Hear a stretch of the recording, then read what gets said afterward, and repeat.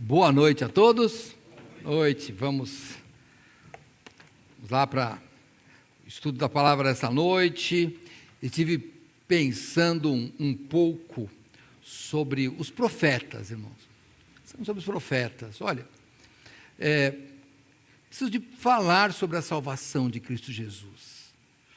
E quando nós não compreendemos a função do Senhor Jesus, por que Ele veio, isso acaba nos deixando perdidos no porquê estamos aqui. Então, vamos voltar hoje no início da nossa conversão. Não importa qual foi a mensagem que você teve, mas o que importa é que teve que alguém te explicar. O texto não é esse, mas eu queria lembrar sobre Lucas 24, onde aqueles discípulos estavam voltando lá, a Bíblia diz que eles estavam voltando de Emaús, estava no caminho de Emaús aqui, e diz assim, no capítulo 24 de Lucas, no verso 13, eis que no mesmo dia iam dois deles para uma aldeia que distava de Jerusalém, 60 estádios, cujo nome era Emaús. Iam falando entre si tudo aquilo que havia sucedido. E aconteceu que, indo eles falando entre si e fazendo perguntas um ao outro, o mesmo Jesus se aproximou e ia com eles, mas os olhos deles estavam como que fechados, para que o não conhecessem. E ele lhes disse: que palavras são estas, que caminhando trocais entre vós? Por que estáis tristes? E respondendo um, cujo nome era Cleopas, disse-lhe: és tu, peregrino em Jerusalém, e não sabes as coisas que nela têm sucedido nesses dias? E ele lhes perguntou, quais? E eles lhe disseram: as que dizem respeito a Jesus Nazareno, que foi homem profeta, poderoso em obras e palavras diante de Deus e de todo o povo.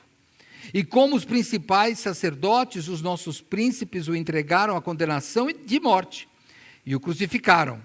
E nós esperávamos que fosse ele o que remisse Israel. Mas agora, sobre tudo isso, é já hoje o terceiro dia desde que essas coisas aconteceram.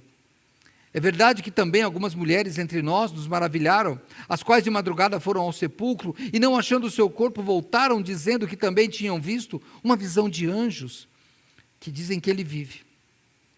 E alguns dos que estavam conosco foram ao sepulcro, e acharam ser assim como as mulheres haviam dito, porém a ele não o viram. E aqui tinha um relato de pessoas que conviveram com Jesus, de pessoas que compreendiam a obra de Jesus, homem poderoso em obras, e a esperança deles era que Jesus, que teria o Messias, remisse Israel, tirasse do jugo romano e fizesse uma grande nação. Então, por que eles não compreenderam? É porque as expectativas deles estavam erradas. E vamos nos perguntar hoje, qual a nossa expectativa sobre Jesus Cristo? Talvez temos pessoas aqui, quase que recém-convertidas, talvez aí na rede social tenha gente quase recém-convertida, mas temos pessoas que, como eu, há muitos anos convertidos ao Senhor Jesus. Será que nós estamos mantendo a perspectiva? Será que nós sabemos por que mesmo nós estamos aqui? Entrasse na sua glória, e começando por Moisés e por todos os profetas, explicava-lhes o que dele se achava em todas as Escrituras. Vamos pensar. Jesus dá uma resposta. Ele diz: vocês tinham a fonte, que eram os profetas. Ele fala de Moisés, que era a lei, e os profetas. Você sabe que na época, obviamente, é só a gente passar e pensar um pouco, Na época não havia o Novo Testamento, não tinha sido escrito nada ainda, nenhuma linha. Estava escrito o Antigo Testamento, aquele grupo que é igual o da Bíblia judaica, que é a nossa. Talvez a divisão um pouco diferente, mas é a mesma Bíblia. Tem 5 profetas maiores, Isaías, Jeremias, Lamentações, Ezequiel e Daniel, e tem os 12 profetas menores, Oséias, Joel, Amós, Obadias, Jonas, Miqueias, Naum, Abacuque, Sofonias, Ageu, Zacarias e Malaquias. Então, estes eram os profetas. Então, o que Jesus está dizendo? Se você ler os profetas, na perspectiva certa, você vai compreender. Porque então, Jesus, ele explica para eles, e mesmo assim, demora um pouco. E aí, quando eles vão comer, eu vou continuar o texto, e olha, se prepare, esse não é o texto, hein? É minha introdução só. E no verso 28 diz, e chegaram à aldeia para onde iam, e ele, Jesus, fez como quem ia para mais longe, e eles o constrangeram, dizendo, fica conosco, porque já é tarde, e já declinou o dia, e entrou para ficar com eles, e aconteceu que, estando eles à mesa, tomando pão, o abençoou e partiu, e lhe deu. Abriram-se então os olhos, e o conheceram, e ele desapareceu-lhes. E disseram um para o outro, porventura não ardia em nós o nosso coração, quando pelo caminho nos falava, e quando nos abria as Escrituras? Então tinha que ter a leitura, vamos voltar aqui, tinha que ter a comunhão com Cristo, e tinha que ter a fé, que é o Espírito Santo trabalhando no coração. E nós vamos, irmãos, com o tempo, eu falo com você que já é crente, você que já é um crente em Cristo Jesus, nós vamos largando esse tripé, largando a leitura e o estudo dos profetas, da Bíblia, vamos deixando de ter tanta comunhão, e vamos apagando a atuação do Espírito Santo em nossa vida.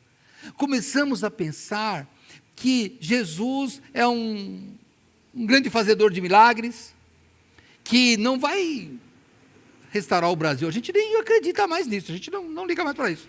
A gente quer que restaure a nossa vida. Então é um Jesus que vai me dar um bom emprego, é o Jesus que vai dar a maternidade desejada, é Jesus que vai dar a casa, é Jesus que vai mudar o carro, é Jesus, mas perdemos a perspectiva. E os profetas, eles não deixam isso acontecer. E nós vamos começar, eu vou pregar algumas vezes sobre profetas. Sobre o profeta Isaías, que é o primeiro dos profetas maiores. Isaías está num momento extremamente conturbado de Israel. Isaías, ele está vivendo numa época em que o reino do povo de Israel está dividido entre reino do norte e reino do sul. O reino do norte chamado reino de Israel, reino do sul chamado reino de Judá. Isaías está vivendo num momento onde a Assíria está tomando conta do mundo de então. E a Assíria já tinha engolido o reino do norte. E agora ameaçava o reino do sul. O povo, a pretexto de defesa, se iludia com uma hipocrisia e buscava religião falsa. Porque na hora do aperto, sabe, qualquer caminho leva a Deus. Não é verdade. Se você procurar na Bíblia, os povos procuravam Deus, só que procuravam através de deuses falsos. Então essa história de que todos os caminhos levam a Deus não é verdade.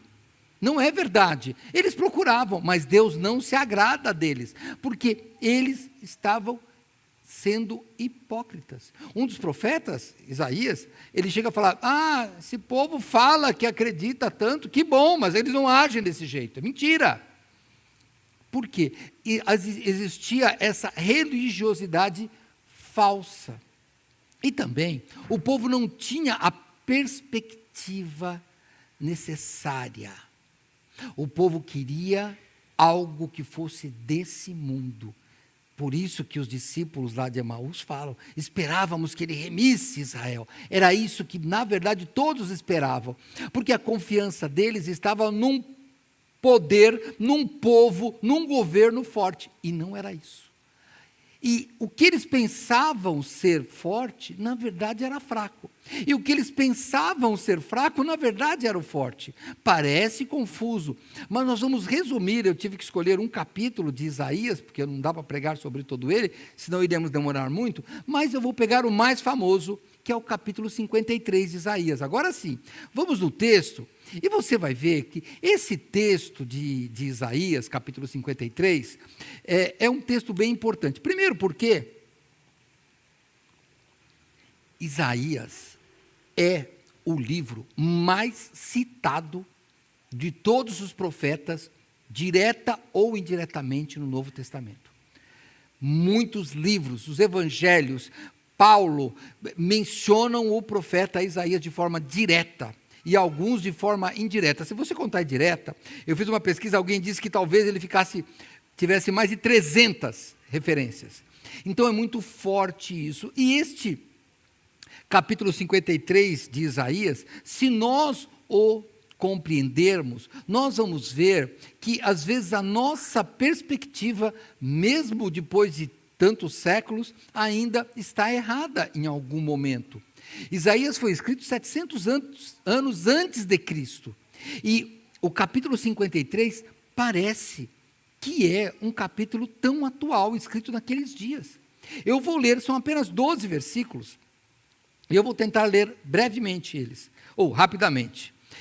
Quem deu crédito à nossa pregação e a quem se manifestou o braço do Senhor? Porque foi subindo como um renovo perante ele e como raiz de uma terra seca. Não tinha beleza nem formosura. E olhando nós para ele, não havia boa aparência nele, para que o desejássemos. Era desprezado e o mais rejeitado entre os homens. Homem de dores, experimentado nos sofrimentos e como um de quem os homens escondiam o rosto, era desprezado e não fizemos dele caso algum. Verdadeiramente ele tomou sobre si as nossas enfermidades e as nossas dores levou sobre si. E nós os reputávamos por aflito, ferido de Deus e oprimido.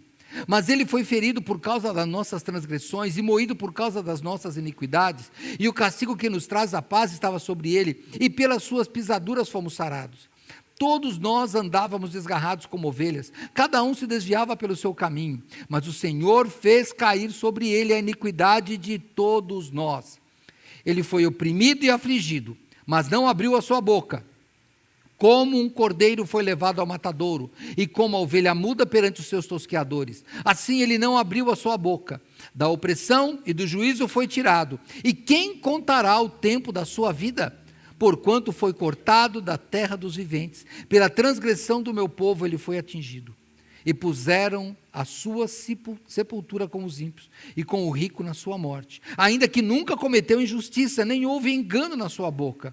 Todavia, ao Senhor agradou moê-lo, fazendo-o enfermar quando a sua alma se puser por expiação do pecado, e verá a sua posteridade.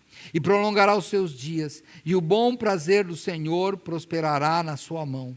E ele verá o fruto do trabalho da sua alma e ficará satisfeito. Com o seu conhecimento, o meu servo, o justo, justificará a muitos, porque as iniquidades deles levará sobre si. Por isso lhe darei a parte de muitos, e com os poderosos repartirá ele o despojo. Porquanto derramou a sua alma na morte e foi contado com os transgressores, mas ele levou sobre si o pecado de muitos e intercedeu pelos transgressores. Até aqui. Senhor nosso Deus, obrigado, Pai, por esta noite, peço que nos abençoe, nós possamos jamais esquecer, Pai, da grandeza da salvação, da graça dela, que jamais, Senhor Deus, possamos deixar isso de lado e desprezar o nome de Jesus, por qualquer atitude, ó Pai, que talvez tenhamos tomado. E se alguém aqui, Senhor Deus, ainda não tem Jesus, nesta noite, que esteja nesse templo, que esteja assistindo na rede social, que o Senhor toque-lhe o coração hoje, Senhor Deus, para que ele possa despertar, Pai, para tão grande salvação. E se alguém aqui já é salvo em Cristo, já foi um dia resgatado, mas se afastou, que possa voltar, Senhor Deus. Eu te peço, Pai, em nome de Jesus. Amém. Esta semana, ou alguns dias atrás, eu vi uma pessoa que estava chorando, abraçando um rapaz, e o título era: a mãe encontrou a pessoa que recebeu o coração de seu filho morto, e ela abraçava. E na verdade, a mãe do que tinha recebido o coração estava muito mais emocionada. Você já pensou nisso? Se você depende do coração de alguém e você recebe a doação dele, ou de um rim, você já imaginou quão emocionante isso deve ser? Já imaginou? Agora você imagina que se esta pessoa que recebeu o coração, o rim, o órgão transplantado, diz assim, tá bom, fez, já que morreu, eu aproveitei, só isso. Seria muita ingratidão, não seria? Pois às vezes é o que nós fazemos com o Senhor Jesus. A gente deixa de ter aquela imensa gratidão pelo que Ele fez por nós. Irmão, pense bem, nós estávamos condenados. Se a gente morresse, nosso futuro seria de desprezo, vergonha, dor e sofrimento. Na história de Rico e Lázaro, ele está dizendo, eu quero sair deste tormento. Então a gente, quando acredita nisso, a gente sabe a grande obra de salvação que tem. E se você e eu, sabemos disso, por que nós deixamos isso de lado? Porque outras coisas acabam entrando no dia a dia? Porque que agimos como uma pessoa transplantada, mas ingrata. Quem você e eu somos? Somos transplantados gratos ou somos transplantados ingratos? Porque um dia o Senhor Deus tirou o nosso coração de pedra e pôs o coração de carne. Lembra? Ele fez isso. E aí? O que nós fazemos com isso? A gente esquece? Fala, obrigação dele? Será? Talvez não tenha coragem de falar, mas muitas vezes temos coragem de fazer e de agir assim.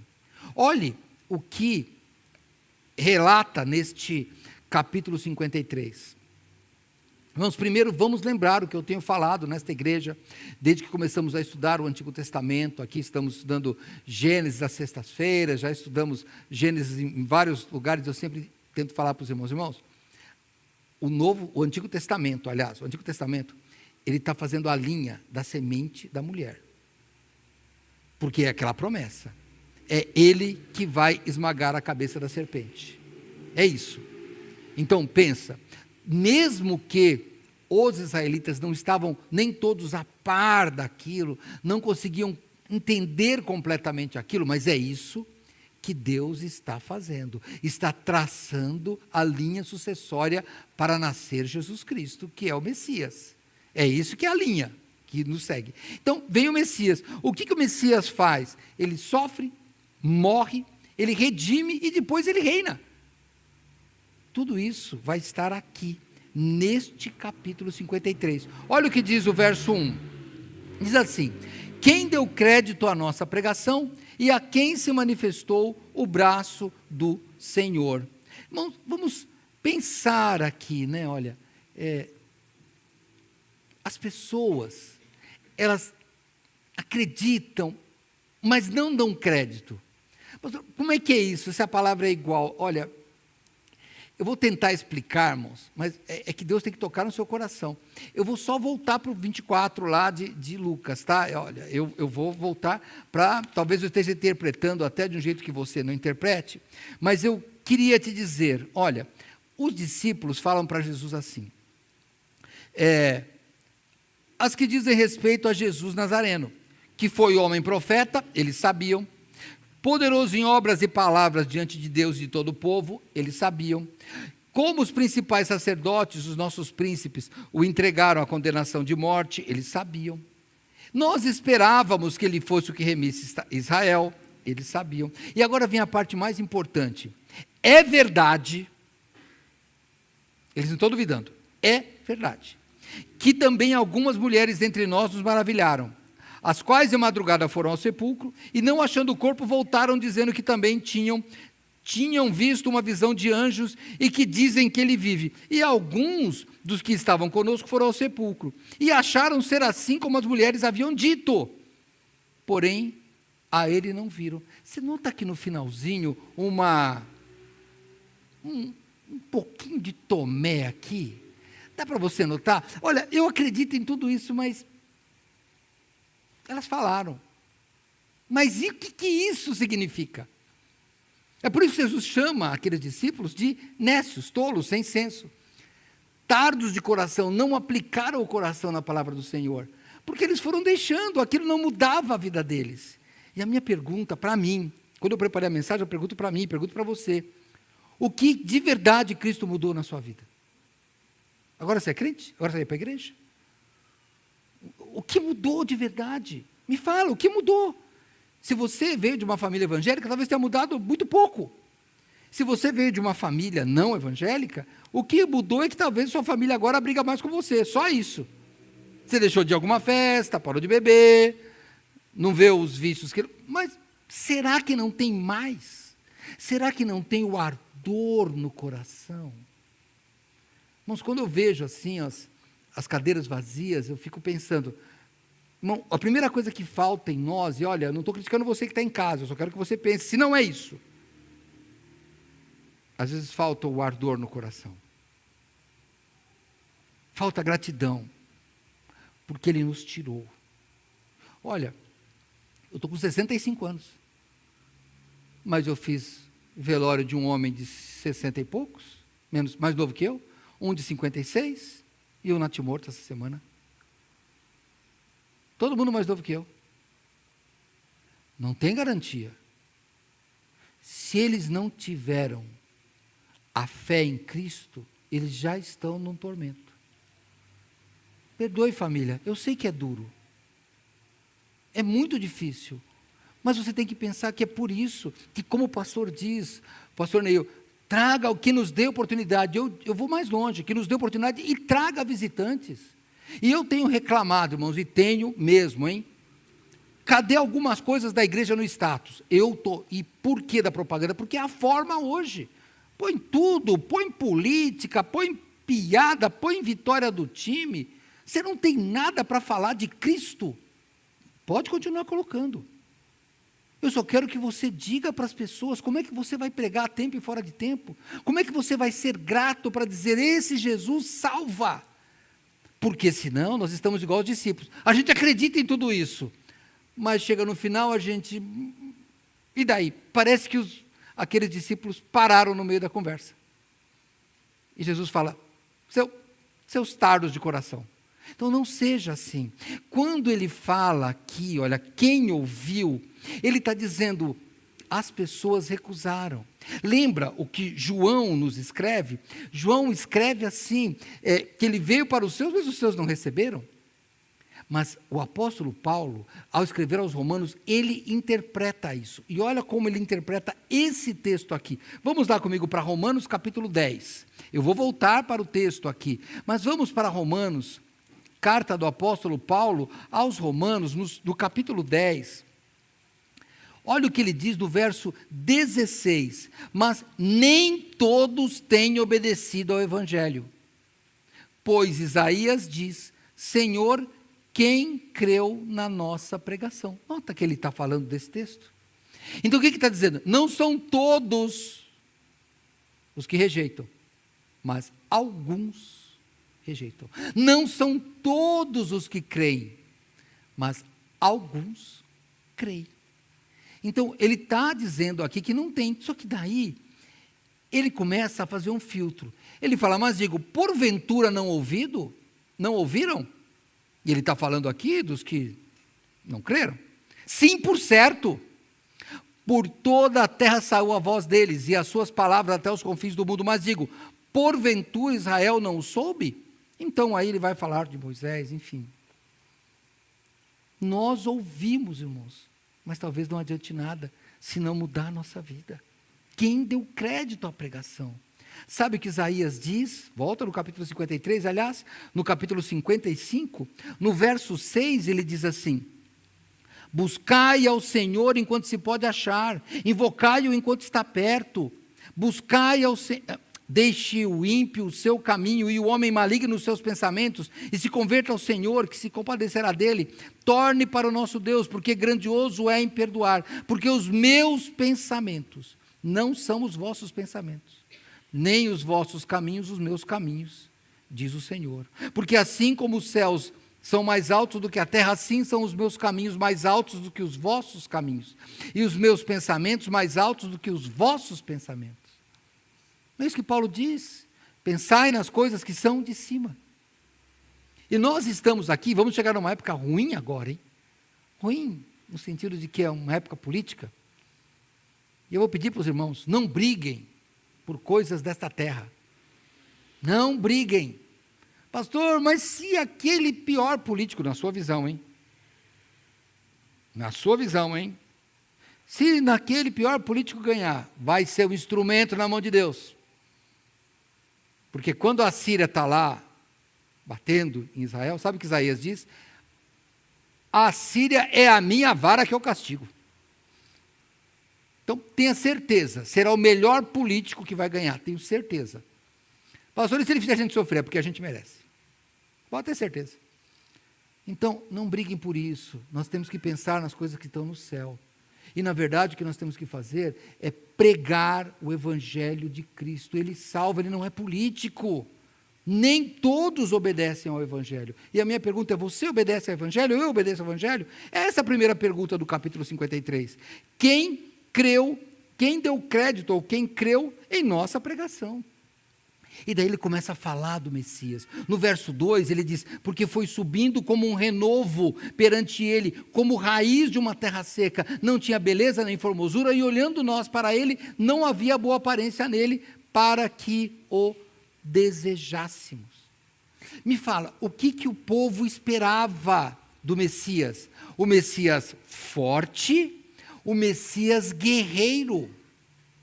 Lembra disso? É isso que eles querem.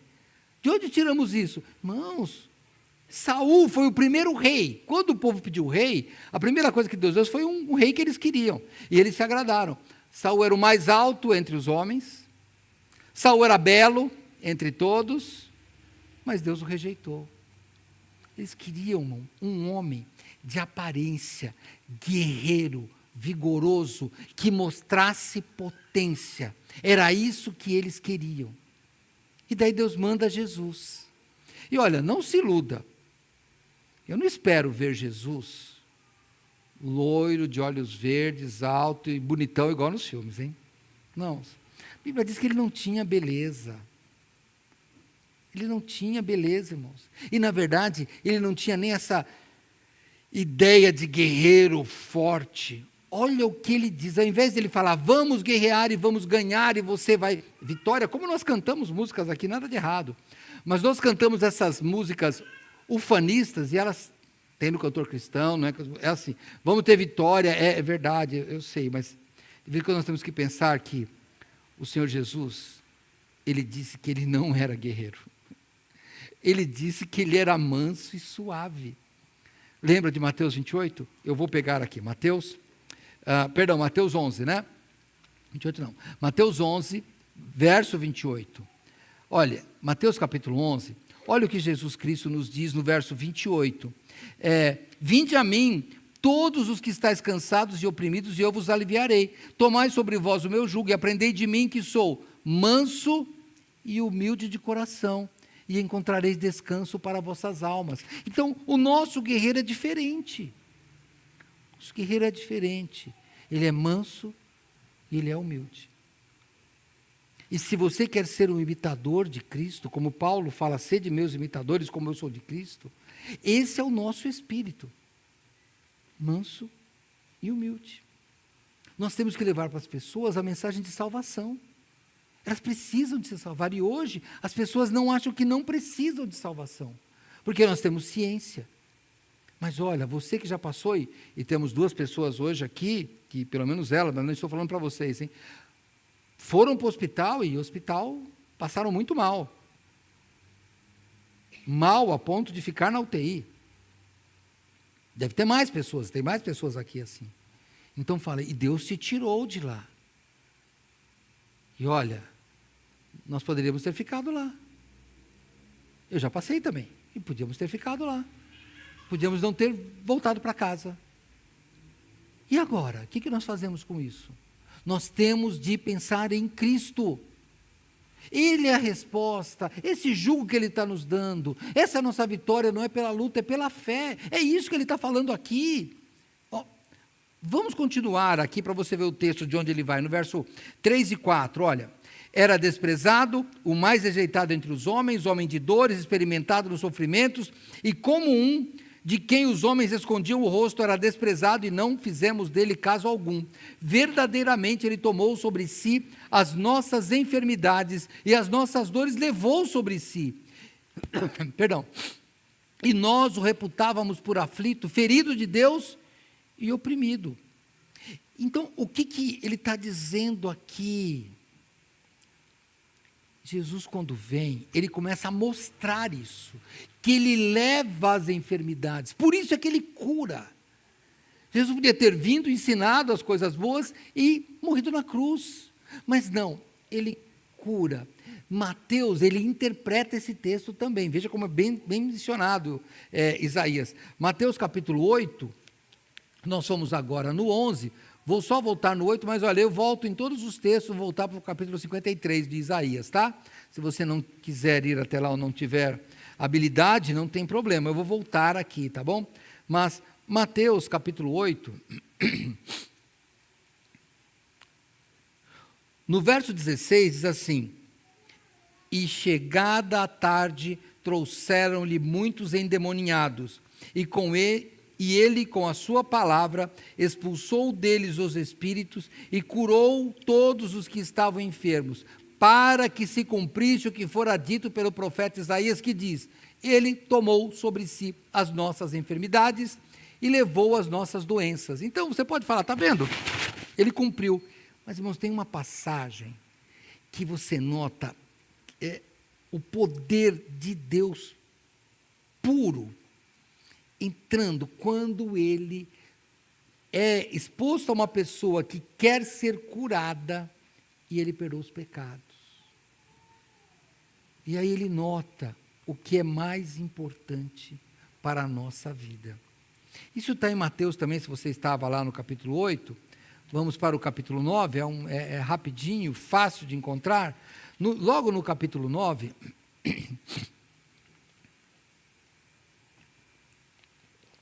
no verso 1 diz assim: entrando no barco, passou para o outro lado e chegou à sua cidade. E eis que lhe trouxeram um paralítico deitado numa cama. E Jesus, vendo a fé deles, disse ao paralítico: filho, tem bom ânimo, perdoados são os teus pecados. E eis que alguns dos escribas diziam entre si: ele blasfema. Por quê? Porque Jesus tinha que só curar, e Jesus aproveita aquela oportunidade para fazer algo maior, mais do que a cura. E eu vou chegar daqui a pouco nessa comparação. Vamos lá. E Jesus, verso 4, mas Jesus, conhecendo os seus pensamentos, disse: por que pensais mal em vossos corações? Pois qual é mais fácil dizer: perdoados são os teus pecados, ou dizer: levanta-te e anda? E eu vou parar aqui, daqui a pouco eu volto. E quero falar com você que foi no hospital já, quando eu fiz um cateterismo, há 7 anos atrás, estava lá todo amarrado, e o enfermeiro colocou uma série de papéis assim. E aí ele falou: olha, por favor, você não pode se mexer, não pode espirrar, não pode fazer nada, porque pode ter bactéria. Eu falei: tá bom. E aí, irmãos? Falou que não pode, cocei o narizão assim, ó. Já veio enfermeiro.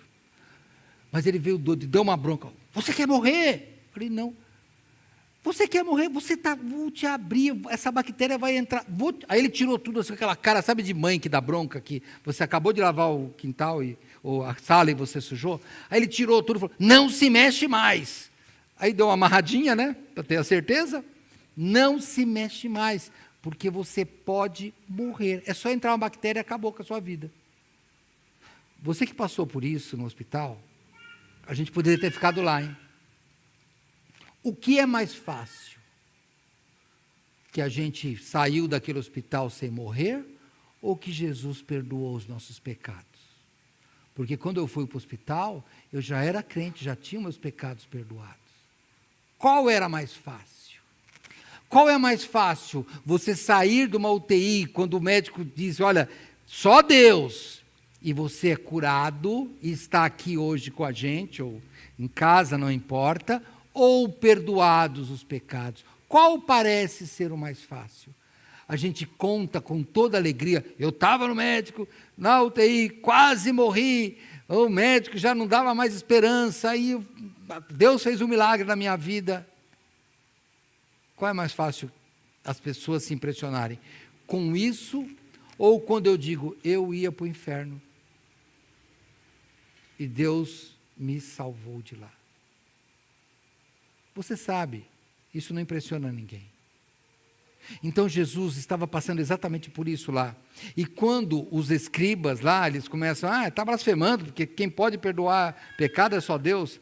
Jesus diz, ora, para que saibais que o Filho do Homem tem na terra autoridade para perdoar pecado, disse então ao paralítico, levanta-te, toma a tua cama e vai para a tua casa.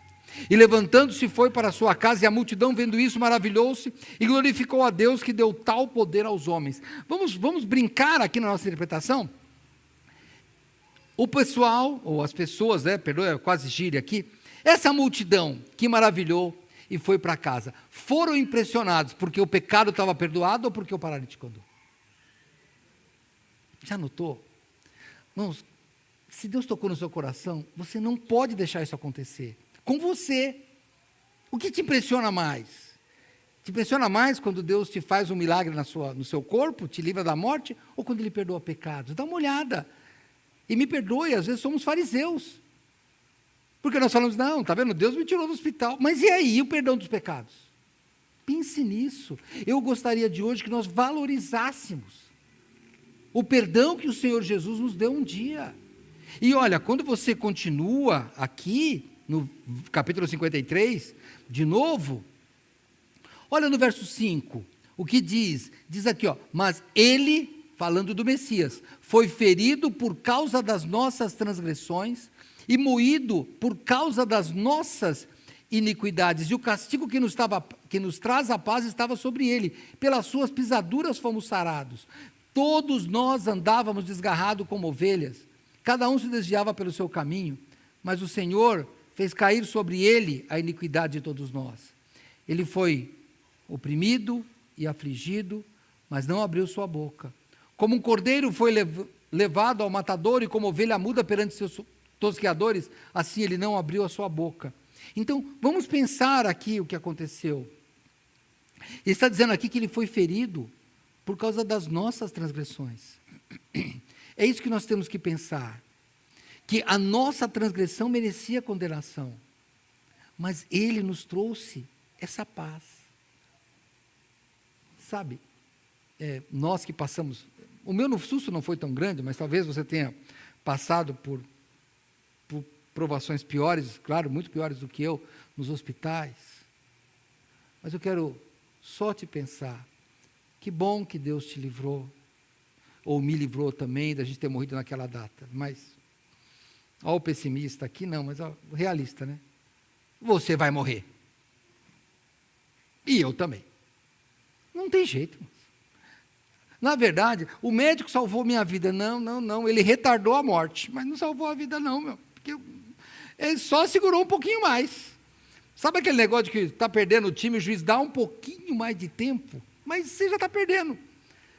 Imagina. Está 5-0 por time adversário. Não, eu quero que o juiz me dê mais 5 minutos. Irmão, é difícil fazer 5 gols em 5 minutos. Você vai acabar morrendo, mas você fica feliz. Que eu vou tentar, é só isso. Agora, o perdão dos pecados, não. O perdão dos pecados, Ele te deu a vida eterna. E aí é a diferença. Então, valorize isso num mundo onde pensa só nesta terra, neste plano. Que era o que aqueles discípulos lá de Emaús estavam pensando, só pensando no plano real, no plano terrestre, no plano deste mundo, e Deus tinha dado algo muito mais importante, que era no mundo celestial, no mundo espiritual, nos lugares celestiais que nós estamos assentados. Pense nisso. Você está valorizando a sua salvação? A salvação foi uma obrigação de Deus? Jesus morreu para que você ficasse crente? Só? Crente no sentido de apelido? Não. Ele morreu para te livrar do inferno. Eu sei que as pessoas não gostam nem de falar muito de inferno. Tem gente que diz até que não acredita no inferno. O rico da história de Rico e Lázaro também não acreditava. Não acreditar não muda. O que diz somente aqui é que o Senhor fez cair sobre Ele a nossa iniquidade. Por isso é que Deus se fez carne e Ele morre no nosso lugar. Lembra lá de Efésios? Pela graça sois salvos por meio da fé, e isso não vem de vós, é dom de Deus. Então, Ele nos deu isso de presente. Então, é melhor do que dar esta vida, que vai demorar um pouco a morrer de novo. É a salvação em Cristo. Veja bem o que ele diz aqui, olha. Eu vou voltar aqui. Quando ele fala que nós estávamos desgarrados, o apóstolo Pedro, ele explica muito bem isso. Eu vou lá na carta de Pedro, na primeira carta, 1 de Pedro, capítulo 2. Eu estou indo lá para o finalzinho da Bíblia. Primeira carta de Pedro, capítulo 2, no verso 24. Diz assim, Pedro falando a respeito de Cristo: levando ele mesmo em seu corpo os nossos pecados sobre o madeiro, para que mortos para os pecados pudéssemos viver para a justiça. Pelas suas feridas fostes sarados. Nota que ele está citando Isaías também aqui. E agora aqui, o que Pedro interpreta lá? Inspirado por Deus, hein? Jesus morreu pelos nossos pecados. E agora, nós estamos mortos para os pecados, mas vivemos para a justiça. É assim que estamos vivendo? Nós temos que pensar nisso. Estamos vivendo para a justiça? Irmãos, estamos vivendo para a justiça. Deus, nós amamos a Deus sobre todas as coisas, ou nós amamos a agenda e os compromissos sobre todas as coisas e encaixamos Deus no segundo, terceiro, quarto, quinto lugar? Só pensa nisso. Irmãos, me perdoem, eu não estou criticando ninguém em particular.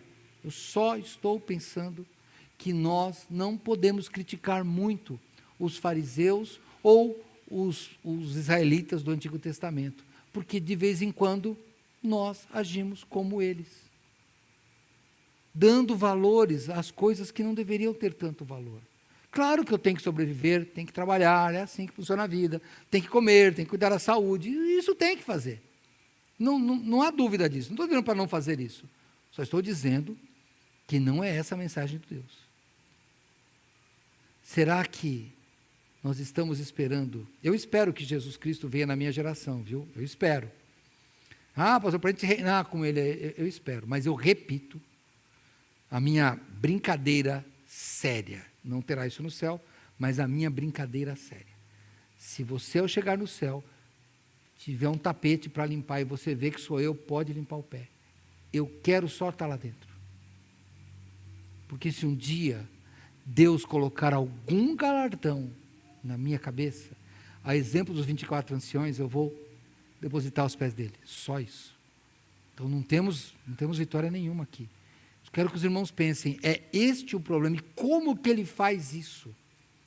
Ele faz isso se entregando como uma ovelha. Eu vou ler de novo aqui o verso 7. Ele foi oprimido e afligido, mas não abriu a sua boca. Como um cordeiro foi levado ao matadouro, e como ovelha muda perante os seus tosqueadores, assim ele não abriu a sua boca. Da opressão e do juízo foi tirado, e quem contará o tempo da sua vida, porquanto foi cortado da terra dos viventes, pela transgressão do seu povo, ele foi atingido. Então, nota, como que ele vai? Lembra do julgamento dele, irmãos, lá relatado em João, quando Pilatos vai entregar, Jesus não fala nada. Nada. E por que ele não fala nada? Porque ele sabia que ele tinha que passar por aquilo, que a missão dele era maior, que o sofrimento estava no pacote. Irmãos, o sofrimento está no pacote. Nós estamos de sexta-feira aqui, estudando José. Agora, nós estamos estudando Gênesis, e agora estamos em José do Egito. E na sexta-feira nós observamos, claro, já sabíamos, mas aí destacamos isso, que em todos os lugares que José passava, a Bíblia fala que Deus estava com José. Na casa de Potifar, que foi quando ele era escravo, Deus estava com José. Quando ele foi preso, Deus estava com José. Perante Faraó, Deus estava com José. Então, qual foi a nossa frase de conclusão? Deus não nos tira dos problemas, mas Ele atravessa os problemas junto conosco. E até fizemos uma brincadeira. Você conhece a história de Daniel na cova dos leões? Não é? Olha, pensa bem, tá os leões lá, todo faminto, bravo lá. Quando o rei manda colocar Daniel, Deus não podia simplesmente ter tirado Daniel, como ele fez com Pedro? Mas ele não tira, deixa lá dentro. E aí nós ficamos até imaginando, na minha novela lá, né? Não, é que a gente não tem ideia de leão, porque a gente vê no zoológico, ele está longe. Um leão é um bicho desse tamanho, irmãos. Leão é um negócio, a mordida dele, ele quebra os ossos. Então, você já imaginou Daniel lá? Você acha que ele estava lá? Oi, Leãozinho, tudo bem? Não, tinha um bichão de 1 metro e tanto, lá, quase um pitbull gigante, fungando ali no cangote dele. Era assim que estava. Você já imaginou quando os outros 3 amigos foram jogados na fornalha? Deus podia ter falado, não, apagado o fogo. Olha que legal. Colocamos o fogo não pegou. A hora que pega e vai jogar tem uma inundação. Olha que bom. Mas não, eles caem no fogo. E aí, Nabucodonosor vê 4 homens, jogaram 3. Não jogamos 3 homens lá? Como é que tem 4? E o 4 é semelhante ao filho do homem, ou ao filho de Deus, ou ao filho de um Deus. Porque Deus estava dentro do fogo. Deus estava dentro da cova dos leões. Não tirou, estava lá dentro. Quando você passa por problemas, Deus está dentro do problema com você. É isso que você tem que pensar. Deus está dentro com você. E aqui no julgamento dele, ele sabia. E é aí que nós temos que imitá-lo. Vou lá para o julgamento. João capítulo 9. Evangelho de João capítulo 9. Ou melhor, 19, né? Lá no finzinho. João 19. No verso 9. E entrou outra vez na audiência, que é Pilatos, e disse a Jesus: de onde és tu? Mas Jesus não respondeu. Disse-lhe, pois, Pilatos: não me falas a mim? Não sabes tu que tenho poder para te crucificar e tenho poder para te soltar? Respondeu Jesus: nenhum poder terias contra mim, se de cima não te fosse dado. Mas aquele que me entregou a ti, maior pecado tem.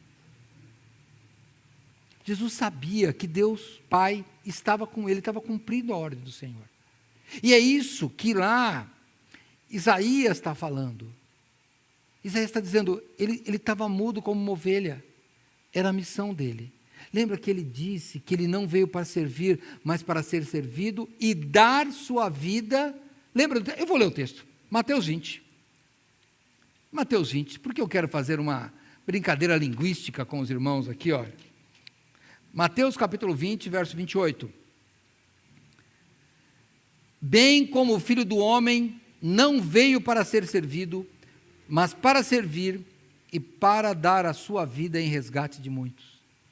E eu queria que você lesse de novo, em silêncio aí, mas eu queria que você lesse assim: bem como Jesus, o Filho do Homem, não veio para ser servido, mas para servir e para dar sua vida em meu resgate. Muda, né? Irmãos, ele veio para me resgatar e te resgatar. É isso que ele veio fazer. E eu queria que você pensasse nisso nessa noite. Irmãos, você tem uma série de igrejas por aí. Não estou criticando nenhuma delas. Eu só quero que você pense, você está realmente grato pela salvação? Está buscando o quê? Saúde, riqueza? Você está no lugar errado. A gente está aqui porque nós somos gratos a Deus. Não seja ingrato. O Senhor Jesus, ele morreu naquela cruz, sem reclamar, porque ele sabia que estava na vontade de Deus. E sabe, escrevendo aos Hebreus, o escritor, eu faço como o pastor Neil, né? Eu tenho quase certeza que é Paulo, mas eu não vou afirmar para vocês não ficarem brigando comigo aí na internet, tá? Mas vamos lá em Hebreus. Vamos na carta de Paulo aos Hebreus, se é que ele não escreveu, mas eu vou chamar na carta de Paulo aos Hebreus, capítulo 2. Olha o aviso que ele nos dá, e aí eu quero que você se coloque no lugar dos discípulos de Emaús.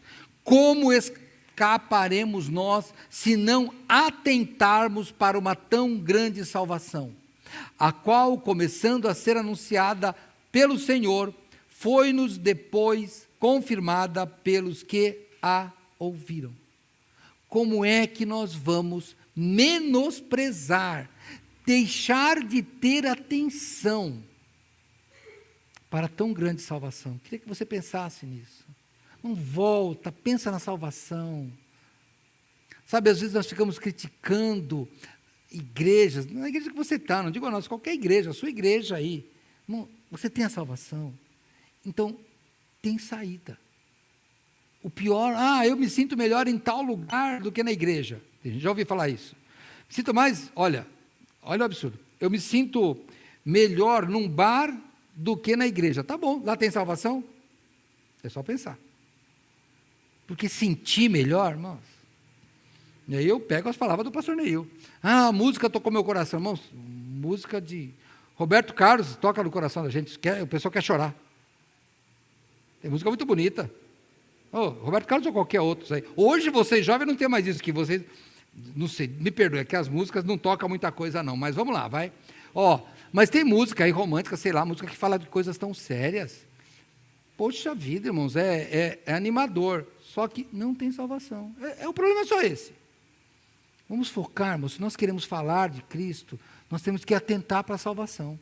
Senão, não tem pregação do Evangelho. A boa nova do Evangelho é: chegou a salvação. Verso 8 lá do capítulo 53, diz assim: da opressão e do juízo foi tirado, e quem contará o tempo da sua vida, porquanto foi cortado da terra dos viventes, pela transgressão do meu povo foi atingido. Ele não morreu de morte natural, a gente sabe disso. Ele morre crucificado por nós. Se você ainda não aceitou Cristo, eu queria que você colocasse isso na sua mente. Porque a Bíblia diz em Romanos que a fé vem pelo ouvir, e ouvir a palavra de Deus. E aí nós temos que confessar com a nossa boca, porque com o coração nós cremos para a justiça, mas com a boca fazemos confissão para a salvação. E olha, quando você não faz isso, está agindo como os discípulos de Emaús. Concorda com tudo, mas chega na hora, a história não continua. Lembra? Eles disseram e nós vimos que era assim mesmo. E aí eles param. Nécios e tardos de coração. Se tem salvação, não deixa passar. Não deixa passar, não é medo. Não quero que você fique morrendo de medo de morrer sem Cristo. Embora eu acho que você devia ter. Mas não é por isso. É porque Deus toca no seu coração, você tem que responder. Esse é o Evangelho. Eu vou terminando, só para você pensar. Verso 9. E puseram a sua sepultura com os ímpios, e com o rico na sua morte, ainda que nunca cometeu injustiça, nem houve engano na sua boca. Isso aqui a gente sabe que foi cumprido na crucificação de Jesus. Ele estava entre ímpios, sendo considerado um ímpio, embora sem pecado.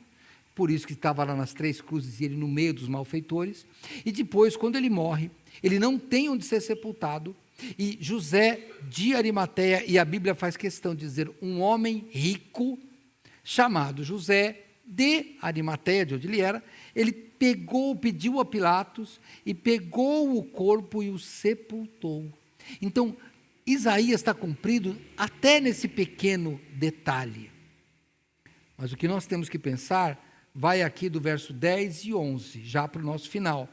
Todavia, ao Senhor agradou moê-lo, fazendo-o enfermar. Quando a sua alma se puser por expiação do pecado, verá a sua posteridade, prolongará os seus dias, e o bom prazer do Senhor prosperará na sua mão.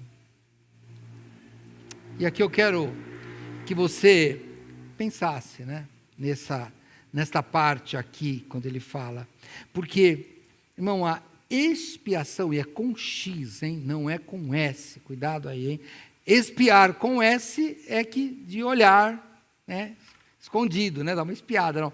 Espiar com X, embora tenha o mesmo som, a mesma fonética, mas é acalmar, aplacar a ira divina. Isso é expiação. Então ele expiou aplacando a ira de Deus. É isso que ele fez. Aplacou essa ira e nos deu salvação. Por isso que ao Senhor agradou moê-lo. Porque Deus foi da vontade de Deus que ele morresse. Porque se eu morresse por vocês, não valeria nada. Porque eu tenho pecado em mim. E Jesus é o único que não tinha pecado. Era o único sacrifício aceitável. Porque o próprio Deus que se fez carne, e por isso é que ele morre, e o sangue dele nos purifica do pecado. É isso, é um sangue humano e divino. Totalmente humano e totalmente divino. É isso que muda na história. E nós temos que pensar nisso. E eu repito, ser grato. Porque, como termina o texto? Verso 11. Ele verá o fruto do trabalho da sua alma e ficará satisfeito. Com o seu conhecimento, o meu servo, o justo, justificará muitos, porque as iniquidades deles levará sobre si. Por isso lhe darei a parte de muitos, e com os poderosos repartirá ele o despojo, porquanto derramou a sua alma na morte, e foi contado com os transgressores. Mas ele levou sobre si o pecado de muitos, e intercedeu pelos transgressores. É isso que ele faz. Jesus, ele morre, aí ele ressuscita, e ele vê que as coisas agora continuam, porque ele ressuscitou e ele venceu a morte. É isso que ele fez por mim e por você. Ele vence a morte. E agora sabe o que ele faz? Não, agora ele está lá descansando. Não. Vamos terminar lá em Hebreus.